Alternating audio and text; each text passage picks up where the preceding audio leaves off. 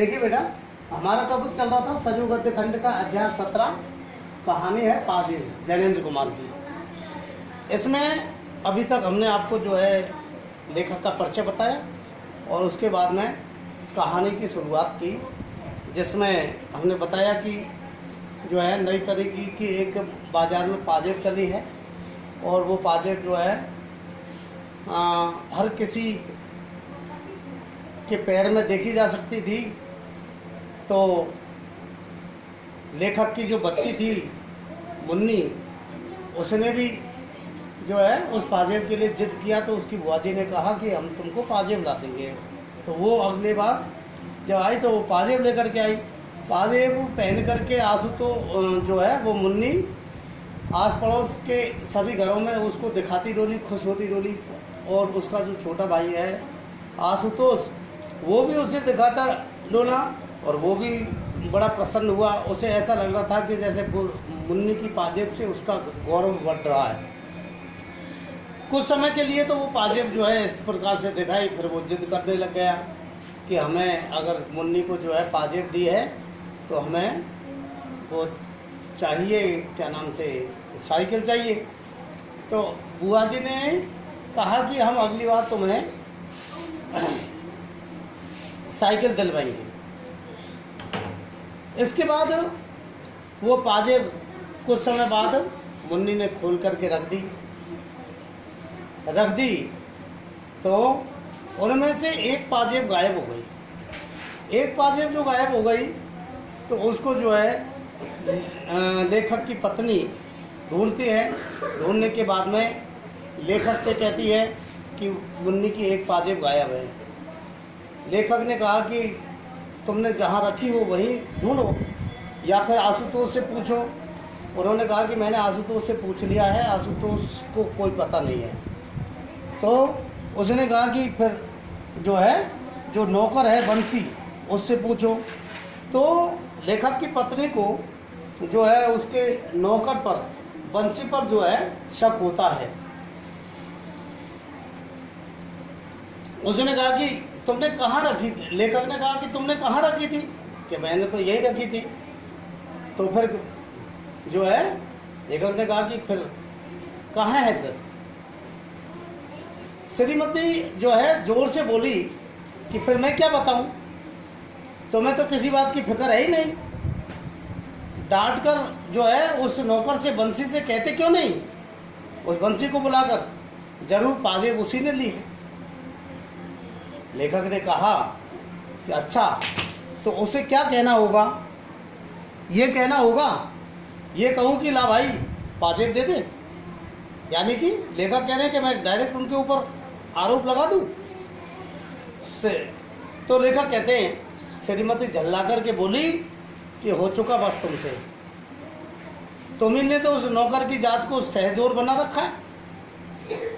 डांट ने फटकार, नौकर ऐसे सिर ने चढ़ेगा तो क्या करेगा? लेखक कहते हैं मैंने पूछा कि तो तुम्हारा क्या ख्याल है? तो उनकी पत्नी बोली कि कह तो रही हूं कि किसी ने उसे बक्सा में से निकाला ही है और 16 में 15 आने यह बंसी है। सुनते हो ना, वही है। यानी कि लेखक की पत्नी के अनुसार उसको नौकर ने ही निकाला है, बंसी ने। लेखक ने कहा कि मैंने बंसी से पूछा था, उसने नहीं ली, ऐसा मालूम होता है। इस पर श्रीमती ने कहा कि तुम नौकरों को नहीं जानते हो, वे बड़े छठे होते हैं। जरूर बंसी ही चोर है, नहीं तो क्या फरिश्ते लेने आते क्या उसको? मालिक की नज़रों में नौकर चाहे कितना भी ईमानदार है, लेकिन चोर ही होता है। लेखक कहते हैं मैंने कहा कि तुमने आशुतोष से भी पूछा है क्या? तो उनकी पत्नी बोली कि पूछा है, पूछा था। वह तो खुद ही ट्रंक और बक्सा के नीचे घुस घुस करके खोज लगा रहा था और उसको जो है बार बार ढूंढने का प्रयास कर रहा था, मेरी मदद कर रहा था। वह नहीं ले सकता। लेखक ने कहा कि उसे पतंग का बड़ा शौक है, तो उनकी पत्नी बोली कि तुम तो उसे बताते बरसते कुछ हो नहीं, उम्र होती जा रही है, ये यूं ही रह जाएगा, तुम ही हो जो उसे पतंग की सेह देने वाले। लेखक ने कहा कि मैंने कहा कि जो कहीं पाजेब ही पड़ी मिल गई हो तो उनकी पत्नी बोली कि नहीं नहीं, मिलती तो वह बताने देता। खैर, बातों बातों में मालूम हुआ कि उस शाम को आशुतोष पतंग और एक डोर का पिन्ना नया लाया है, यानी कि पतंग और डोरी लेकर के आया है। ये पता चला। अब पतंग और डोरी के लिए पैसे कहाँ से आए? श्रीमती ने कहा, ये तुम ही हो जिसने पतंग की उसे इजाज़त दी है।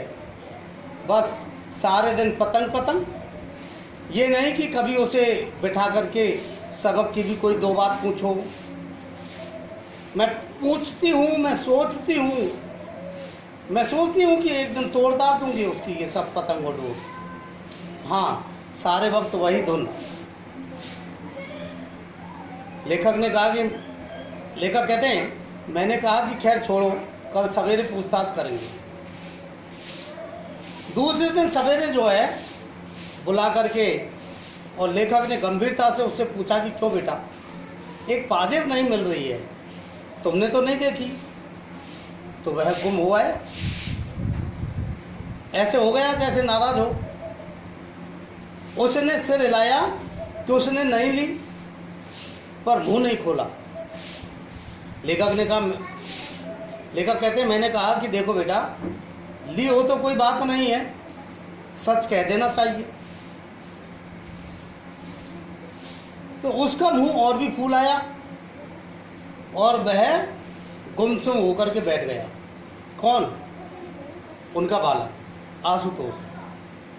लेखक कहते हैं, मेरे मन में उस समय तरह तरह के सिद्धांत आए। मैंने स्थिर किया कि अपराध के प्रति करुणा ही होनी चाहिए। अगर कोई अपराधी ने अपराध किया है तो उसे के प्रति करुणा दिखाओ, हो सकता है उसका हृदय परिवर्तन हो जाए। रोज का अधिकार नहीं, प्रेम से ही अपराध वृत्ति को जीता जा सकता है। अपराधी के प्रति अगर कठोरता दिखाएंगे तो आप और भी ज़्यादा अपराध में बढ़ेगा। आतंक से उसे दबाना ठीक नहीं है। बालक का स्वभाव कोमल होता है और सदा ही उससे स्नेह से व्यवहार करना चाहिए। लेखक ने कहा कि बेटा आशुतोष, तुम घबराओ नहीं, सच कहने में घबराना नहीं चाहिए। ली हो तो खुलकर कह दो। बेटा, हम कोई सच कहने की सजा थोड़ी दे सकते हैं, बल्कि सच बोलने पर तो इनाम मिला करता है। आशुतोष सब सुनता हुआ बैठा रह गया। उसका मुंह सूजा हुआ था।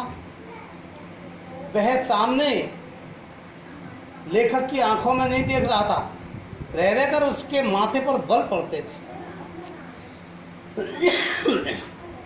लेखक ने पूछा, क्यों बेटे, तुमने ली तो नहीं? उसने सिर हिला करके जो है क्रोध से अस्थिर और तेज आवाज में कहा कि मैंने नहीं ली। ये कह करके वह रोने को हुआ है, पर रोया नहीं। आंखों में आंसू रोक लिए उसने। लेखक कहते हैं, उस वक्त मुझे प्रतीत हुआ कि उग्रता दोष का लक्षण है। उग्रता वही दिखाएगा जिसने दोष किया है। लेखक को ऐसा लगा। लेखक ने कहा कि बेटा डरो नहीं, अच्छा जाओ ढूंढो, शायद कहीं पड़ी हुई वह पाजेब मिल जाएगी तो हम तुम्हें इनाम देंगे। उस वक्त वह बालक जो है चला गया और दूसरे कमरे में जाकर के पहले तो एक कोने में खड़ा हो गया। कुछ देर चुपचाप खड़े होकर के फिर यहाँ वहाँ पाजेब की तलाश में लग गया। तो उनकी पत्नी आकर के बोली कि आशुतोष से तुमने पूछताछ लिया, क्या ख्याल है? लेखक ने कहा कि संदेह तो मुझे होता है, नौकर का काम तो वह है नहीं। तो उनकी श्रीमती ने कहा कि नहीं जी, आंसू भला क्यों लेगा। मैं कुछ, लेखक ने कहा मैं कुछ बोला नहीं, मेरा मन जाने कैसा गंभीर प्रेम के भाव से आशुतोष के प्रति उमड़ रहा था। मुझे मालूम होता था कि ठीक इस समय आशुतोष को हमें अपनी सहानुभूति से वंचित नहीं करना चाहिए, बल्कि कुछ अतिरिक्त स्नेह इस समय बालक को मिलना चाहिए। मुझे यह एक भारी दुर्घटना मालूम होती थी। ऐसा मालूम होता था कि अगर आशुतोष ने चोरी की है तो उसका इतना दोष नहीं है, बल्कि यह हमारे ऊपर बड़ा भारी इल्ज़ाम है, क्योंकि बच्चे की चोरी के जो दोषी होते हैं वो माता पिता होते हैं। बच्चे में चोरी की आदत भयावह हो सकती है, लेकिन बच्चे के लिए वैसी लाचारी जो है ये उपस्थित हुआ ही, और यह कहीं और भी भयावह है। ये हमारी आलोचना है। हम उस चोरी से बरी नहीं हो सकते। लेखक कहते हैं मैंने बुला करके कहा, अच्छा सुनो, देखो मेरी तरफ देखो, ये बताओ कि पाजेब तुमने छुन्नू को दी है ना। तो वह कुछ देर नहीं बोला। उसके चेहरे पर रंग आया और गया। लेखक कहते हैं मैं एक एक उसके चेहरे की जो छाया है वो ताड़ता रहा। मैंने आश्वासन देते हुए कहा कि कोई बात नहीं, हाँ बोलो, डरो नहीं, ठीक बताओ बेटे, कैसा अच्छा और सच्चा बेटा है हमारा। मानो बड़ी कठिनाई के बाद उसने अपना सिर हिलाया। बच्चे से जबरदस्ती पूछवाया जा रहा है, जबरदस्ती हाँ भरवाई जा रही है, जबकि उसने नहीं ली। तो कहीं दूसरे के ऊपर अगर आरोप लगाना होगा तो ऐसी परिस्थिति में वो लगाएगा, इसीलिए उसने आशुतोष के लिए जो है हामी भर ली। लेखक कहते हैं मैंने बहुत खुश होकर के कहा कि दी है ना छुन्नू को। तो उसने सिर हिला दिया। अत्यंत सांत्वना के स्वर में स्नेहपूर्वक लेखक ने कहा कि मुंह से बोलो, छुन्नू को दी है। उसने कहा हाँ हाँ। तो लेखक कहते हैं मैंने अत्यंत हर्ष के साथ दोनों बाहों में लेकर उसे उठा लिया। कहा कि ऐसे ही बोल दिया करते हैं अच्छे लड़के, आंसू हमारा राजा बेटा है। गर्व के भाव से गोद में लिए लिए और लेखक उसकी जो है आशुतोष को उसकी माँ के पास तरफ ले गया। उल्लासपूर्वक बोला कि हमारे बेटे ने सच कबूल किया है, पाजेब उसने छुन्नू को दी है। सुनकर के माँ उसकी खुश हो आई।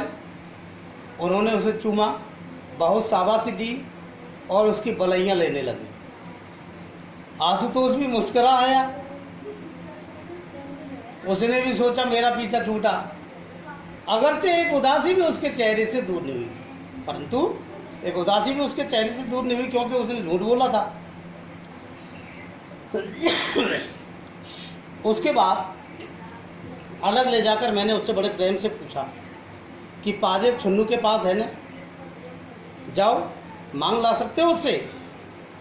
तो आशुतोष मेरी ओर देखता हुआ बैठा रह गया। मैंने कहा कि जाओ बेटे ले आओ।